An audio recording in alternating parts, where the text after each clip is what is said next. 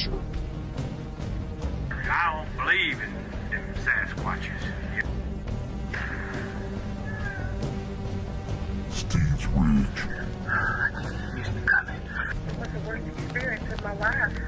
Hey, how dare you, Gene? Come on in.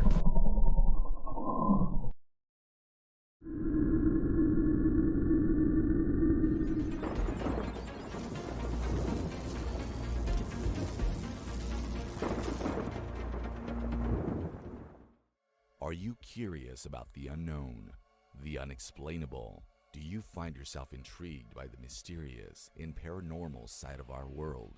Join us on an adventure into the world of inexplicable discoveries and investigations that may someday give us a final answer as to what may be behind the veil of reality. Then it's time to turn your pods up, because we're live to tape from the mountains of West Virginia. It's time once again for Let's Find Out with co-host Diego. The universe is waiting for you.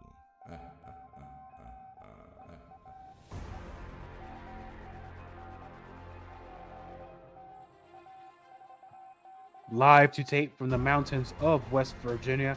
Welcome to another episode of Let's Find Out with co-host Diego. Thank you for taking this journey with me. On this episode of Let's Find Out, from musician and director Dustin Grammer comes Steeds Ridge, a fun mockumentary found footage style movie about Bigfoot and Bigfoot witnesses, now available on DVD and also streaming on zmpvod.com. I got a sneak peek of this the other day. It's a very fun watch. I highly recommend it. Please welcome to Let's Find Out a new friend to the show, director Dustin Grammer. Dustin, my friend, welcome to Let's Find Out. Hey, thank you for inviting me on, man. I've been really excited about this. Hey, me too. And, I did get a sneak peek at the film the other day, and we could talk about that later. So before we get into the new movie, Steeds Ridge, and there's definitely a backstory to this because just like anything, just like this podcast, we have a history of interest. You are a musician. You and I share the same love of hard rock and heavy metal. And then somehow, by you being a musician, it evolved into an opportunity. This opportunity created itself into Steeds Ridge. So let's go back in time. When did the interest in this Bigfoot start with you? The interest with Bigfoot and supernatural and paranormal stuff goes all the way back really to when I was in elementary school. And it really stemmed from, I remember being very young, and I think it was Pepsi and Doritos done like a Universal Monsters style, had like the classic monsters, Dracula, Frankenstein, the Mummy, and they had like some promotions. I can remember sitting with my great grandmother and looking at those, the little games on the snacks there and thinking that looked really cool. But in elementary school, our library, so, I had that as a foundation. And going into elementary school in the library, they had a lot of the Universal Monsters books like the Wolfman and Dracula. And then they also had books on Bigfoot and the Loch Ness Monster and that sort of thing. So I think that was the initial foundation behind the interest in those sort of things. It was similar with me because I think you and I, we've been talking for the last couple of weeks, and I told you about the library book in my elementary school. And I've said the story a few times, but it's always fun to say it because I don't even know what the book is called, but I know the cover. They cover three main subjects. Those three main subjects were UFO, Bigfoot, and I'm going to say I can remember the cover is either the Bermuda Triangle or the Loch Ness Monster. And then from there, they just kind of opened the whole world to me. Yeah, you're in the same boat I am. I cannot, and I've Googled and I've searched, and I cannot find that book. I don't know what it was about those elementary school libraries back then, but I doubt that they have books like that at this day and time. No, I think those are classic books. And it's interesting enough. I tried Googling the same thing. I could not find it. No matter how much I put in the search, nothing came up. But so then we're moving on. We're getting older. And when did you start being a musician? And how did being a musician get you eventually years down the road to make this movie? Yeah, I took up an interest in the guitar when I was probably about 15 years old. And me and my best friend, we used to hang out a lot. And he had a little more of a base knowledge about it. And he had drawn me down some chord charts to learn off of. And I just started practicing, man. And we'd sit in his room, we'd listen to Guns N' Roses and Van Halen. And I would just hear those guys play and think, man, like, how do they do that? How is that possible? Man, it'd be cool to be like those guys.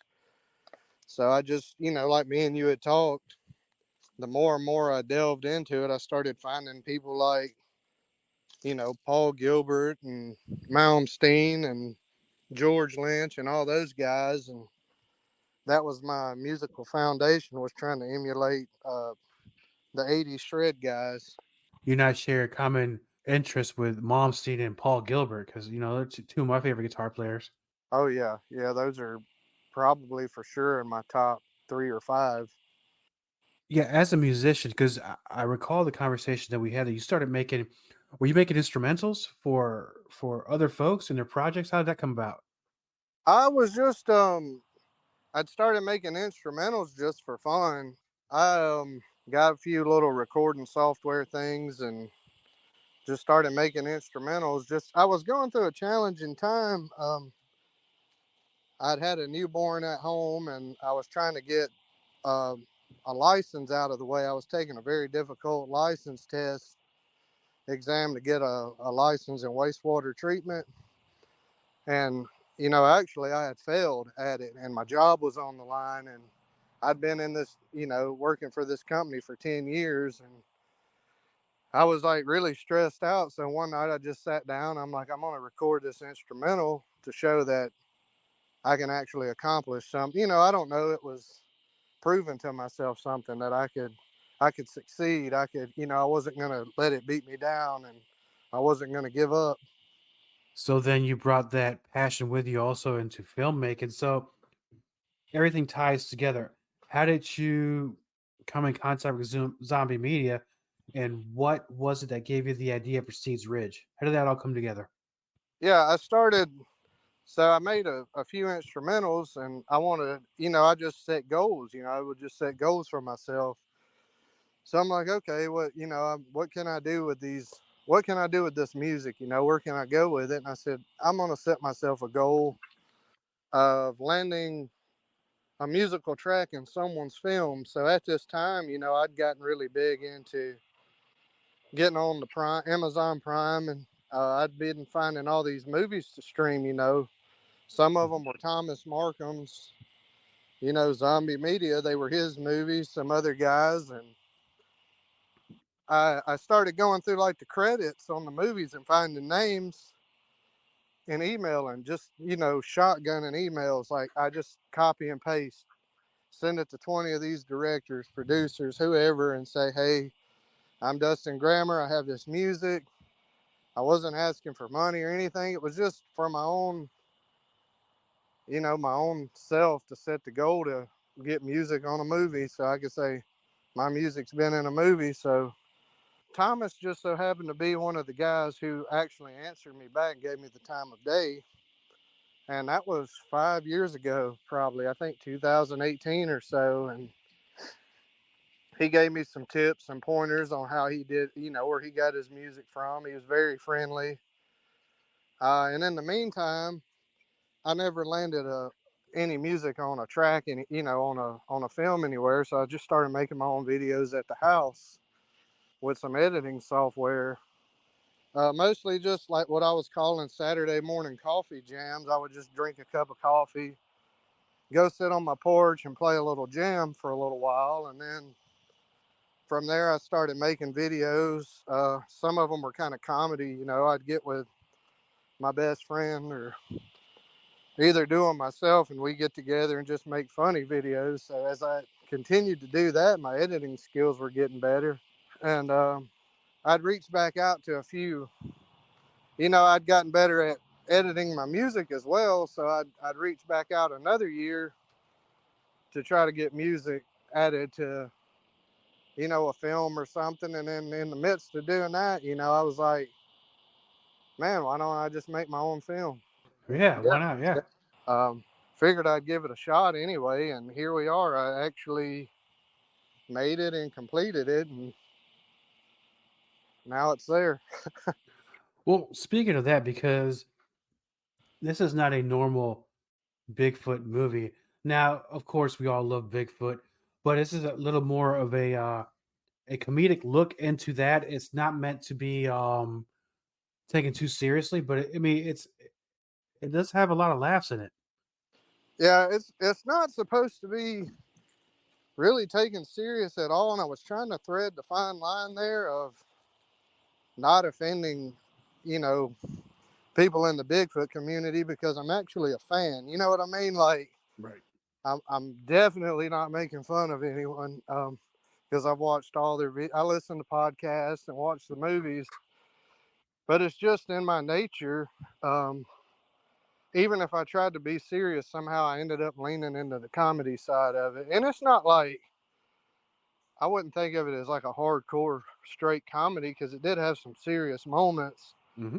but the undertones of humor were there, and that streamed back to some of the reels I had made with my friend. You know, we did UFO sightings and Bigfoot sightings, and we played these redneck characters. You know, put on wigs, and I just adapted that character Eugene from our reels and put him into the movie. Yeah, and some of those I was watching them at night. I think it's better to watch these kind of things at night for some reason. Oh yeah. Uh, Very entertaining. Now, with this being your first film, what kind of challenges did you encounter while making this film? Having to send Thomas a whole lot of messages Right. and hoping I wasn't bothering him over at Zombie Media. My challenges were having to. There was a like okay, so I edited it. I did a lot of video, well, all the video with the phone. So I should have turned it horizontal. So when I went to set the ratio back for full screen, you know, it looks like a phone camera video. It doesn't go full screen. So luckily I caught that mistake early on enough that it wasn't too hard for me to edit and correct that. Then there were, you know, just little steps along the way. You have to, when you're including other people, you know, which I kept it to a small, close knit group of friends and family. I was very selective of who I chose to help with the project, but even, you know, in any time when you're dealing with grown adults, man, people are busy right now, and it's just coordinating and getting in touch and getting, you know, getting the material together and then organizing it all. Now, with the subject of Bigfoot, have you had any experience with that as far as encounters or anything outside of that as well? Because there seems to be where when people make films or documentaries about this subject, they've had prior experiences with it. Have you had any sort of experience with Bigfoot or paranormal? Yeah, I was just thinking about that before I called into the show. I have actually never had a Bigfoot experience. Never saw Bigfoot. But as far as paranormal goes, I could think of a couple times when I've had unexplained, you know, paranormal phenomena start to happen to me. Like I stated earlier, you know, I work in wastewater treatment, so I work in an old plant. And for about 2.5 years, I worked the night shift. Um, and at times I was alone. Most of the time there were two of us there, but we'd split up to get the work done. And there were times where I would just, to stay awake or occupy time, I'd go for a walk through the plant. Well, so there's an old part of the plant that doesn't get used anymore, which happens to have the building is numbered building 13 of all, you know, of all things. So everybody just, it's kind of spooky when you go over there by it. So not just already having that in my head, but sometimes I'd walk between there and one of the other buildings and I'd smell like a strong smell of cigar smoke, not cigarette smoke, but cigars. It's very strong. So I had a pretty bright flashlight, and I would just search the area because I would think, man, someone's in this plant. Where are they at? And we just kind of spotlight the area. Well, never would see anybody, and it happened numerous times. Well, there was a woman who came in to operate a certain part of the plant early in the morning, and sometimes I'd go by and drink coffee, and we'd talk. Well, I'd never mention smelling cigar smoke, never to anyone. You know what I mean? Like, I don't want to sound like crazy. Now I don't care. That's another thing. I'm at the age where I am crazy, so let's just get it out there. Uh, You would have but both. but at this time, I was trying to be professional. We're in there just chit chatting or whatever, and she said, she was talking about old guys that had worked there in the past, their habits, funny stories, things they'd done. She said, there's an old man, and I wish I could remember his name. He's died since then. He's passed away. She said, but he used to sit out on the steps of Building 13 and smoke a cigar every day on his break. And I kind of looked at her and I was like, you got to be kidding me. I was like, well, can I tell you something? And you not think I'm too crazy? Yeah, sure, go ahead. I said, well, sometimes when I walk past there at night, I smell cigar smoke. So that would be one thing, one story I had. And then I had a couple of other incidents, not at the plant, but other places in life where things have happened. And with that, do you ever have a history of that before that, or is this something that happened when it started at the plant?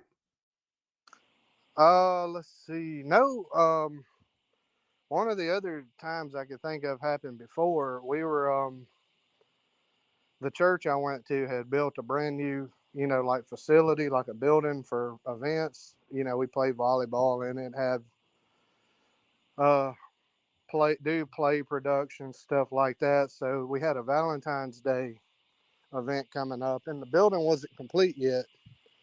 And I worked for the construction company that was working on the building, which I was maybe 18, 19, so I wasn't like a skilled laborer. I was just kind of like given a job. The boss, me and the boss's son were friends, and we'd work together, and his dad would give us stuff to do. So on this particular day, it was a rainy day. The boss man had sent us up there to clean the building, upstairs. He was like, I want y'all to go upstairs where the classrooms are and sweep and clean up because the people from the church are going to come through this evening, and we want to show them our progress, and we want it to look good, that sort of thing. So we go up there and we go to sweeping for a minute and picking up pieces of 2x4 or whatever. Well, I grab one of the 2x4s because we're always goofing off and getting in trouble. And I go to take a piece of the 2x4 and I hit the railing that's, kind of over the lower level, and it chimes like a bell, and I kind of get in the rhythm, which I know this isn't appropriate because it was in a church, but we're like, that sounds like AC/DC, Hell's Bells. So I'm chiming away with the 2x4, and the other guy, he starts to do the guitar riff with his mouth. And at this time, we hear so there's stairs going up to where we're at, and there's a door that's shut, just to paint the picture. So when we're doing this, then we hear somebody start to come up the steps, like boots, boom, boom, boom, boom, like coming up. Where he's like, "Oh crap, it's Dad!" So we grab the brooms and we go to start sweeping, trying to clean up again, and the door never opens. And we're like, "Well, that's pretty strange." So we go open the door because we think this dude's gonna be who is the boss, the owner of the company. We're thinking he's heard the whole, like he's hanging out behind the door listening to see what we're going to do, and we're probably about to get chewed out. Well, we open the door and no one's there. So we kind of freak out and we run down the stairs and we search. First, we look in the parking lot where our truck is. And it had, like I said earlier, it had rained. So it was not a paved road. It was kind of like gravel and mud. So whoever came up those stairs is not in a vehicle because only our tracks come in, only our truck is here. So we're like, okay, well, No one has pulled in a truck and left, so we go in through the entire building. Bathroom stalls, closets, cabinets, electrical rooms, anything we can look in because we just cannot explain what happened. And we're just not willing to believe like a ghost just came up on us because we're in the church building, like ringing a bell or whatever, or what sounded like a bell. And I may would have dismissed the whole incident if two people, the other guy didn't hear the same thing and we both panicked. That's a couple of the things that I guess you could say were paranormal, but no Bigfoot stories. No, that's fine because paranormal stories are great as well.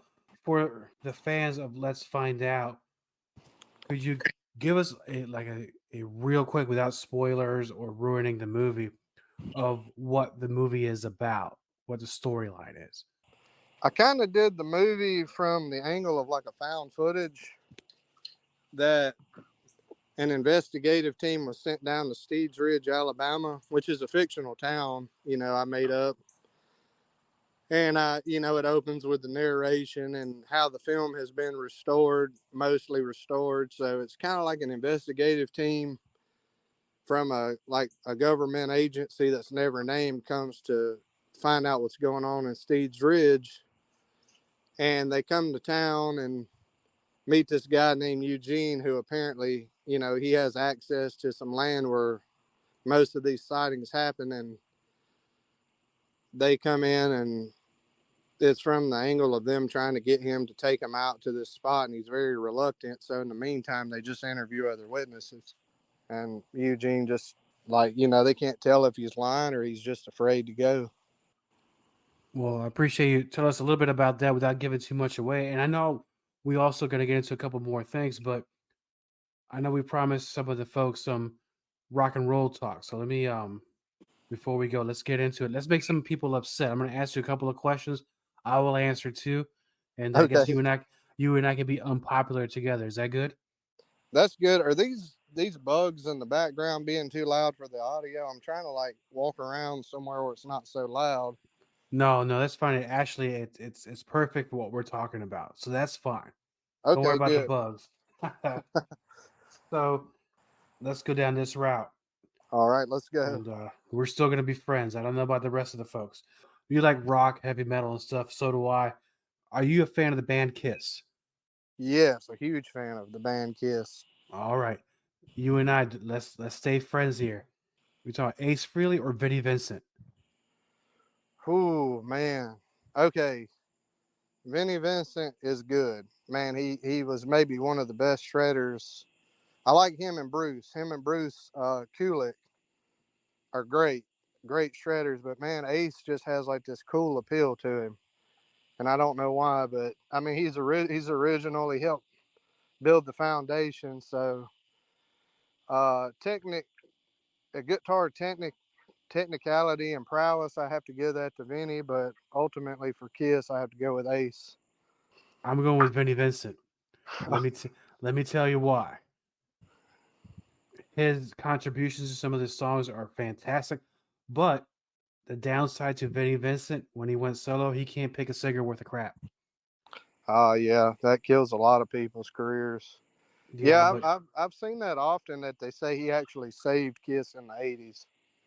No. Early 80s. Yeah, especially in the album Lick It Up. I know he wrote a lot of those tracks. Oh, so, yeah. Black Sabbath, all right? Okay. I'm not a super huge fan of Black Sabbath. I know it's a sin to say that as a metalhead.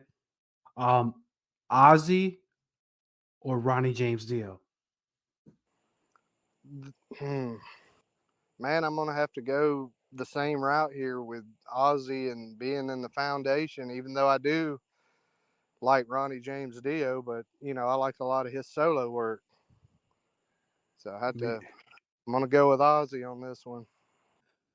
As far as the solo stuff from Dio, tremendous. I prefer Black Sabbath, Ronnie James Dio. You prefer I think Black Ronnie makes any band. Yeah, I prefer Dio and Black Sabbath. I think Dio makes any band better, especially when he played with with Rainbow with Richie Blackmore, Oh yeah. and then we're gonna circle back to Ozzy. We're gonna finish with this part with the Ozzy. So there's 3 guitar players to choose from. I'm only gonna choose 2: Zach Wild or Jake E. Lee. You're gonna kick me off your show. No, Jake E. not Lee at for all. me. I might get canceled. Jake E. Lee for me, man. Bark at the Moon. Well, you and I are in Zach agreement. Wild is Zach Wild's good, but he's not one of my favorites. No, he's not Jake E. Lee good. He's great, but he's not Jake E. Lee great. Right. No, Jake E. Lee was awesome. I'm gonna stop right there and not do any more because I have a feeling that this one's gonna be a little bit of a hot topic with a lot of folks, especially with the Vinny and Ace thing. But before we go, and you and I, we can always talk about music any time of the day, 24/7. Steeds Ridge, I know it's available on streaming with the ZMPVOD.com, and it's also available on DVD. For those who can't stream, how do they get a copy of the DVD? Okay, so yeah, I do have to say that I am with Steeds Ridge being distributed by Zombie Media. And sometimes if you're Googling it, you have to look for Zombie Media Publishing, and that is Thomas Markham, who is in charge of that. And he picked me up and let me send my movie into him. He's done a lot of work with it, but you can watch it on, like you said, his ZMP video on demand. But if you can't stream, I know he has some DVDs. I don't know if they're on his site. I know he's got them on eBay, and I myself actually have a few DVDs, which I'm just now. I've never been in sales. I'm a terrible salesman, and I'm trying to get all that set up. So if you can't find anything through him, which he's the distributor, I can be found just Dustin Grammer on Facebook. Facebook's my primary. I'm on TikTok with Moonlight Monster Media, and Instagram is Dustin Grammer. And I have I'm trying to set up my own Moonlight Monster Media page for my upcoming movies, and but Zombie Media is going to be the distributor there, so most things could be purchased through that. Excellent. And I really appreciate you taking the time of your day to spend with us here and Let's Find Out with co-host Diego.